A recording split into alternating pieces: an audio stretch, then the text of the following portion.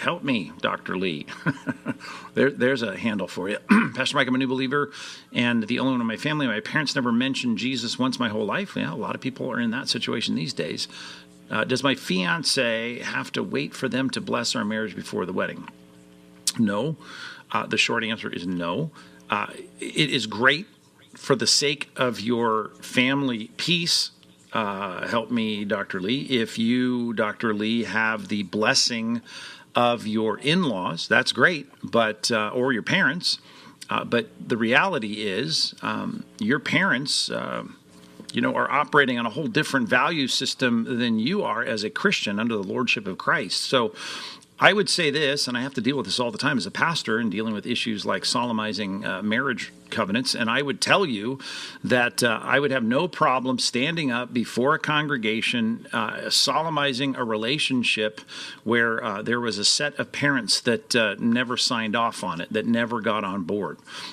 It would have to be a situation like the one you're describing where the parents have no grid, no value grid that's based in Scripture, and they're saying no for silly reasons.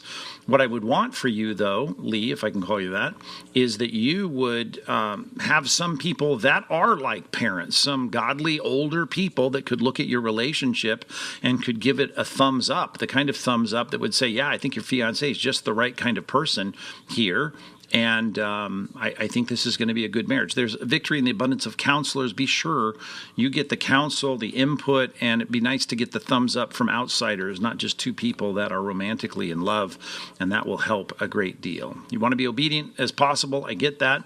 And you make your life easier if you can get even non-Christian in-laws, or in your case, non-Christian parents to like your fiance and give them a thumbs up. But here's the deal. If not, doesn't mean that it's wrong. It just means that you don't have the kind of blessing that would make your future easier. Remember this. There are so many things, if you run the timetable forward, where you're going to want your parents on board, right? You're hopefully going to have kids one day. They're going to be, grandparents, and you're babysitting, all the rest. And all I'm telling you is it would be good if you could secure that. Had a situation not long ago with a young couple in our church, and I kept telling, in this case it was the in-laws, I kept telling this person, just keep trying to get your future spouse's in-laws on board. And if we have to postpone this, let's postpone it for a while. But I wasn't going to postpone it indefinitely.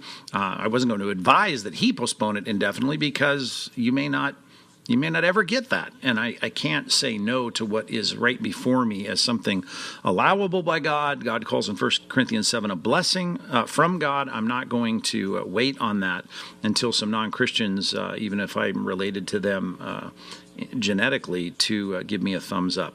I'd like it. It's good to get it.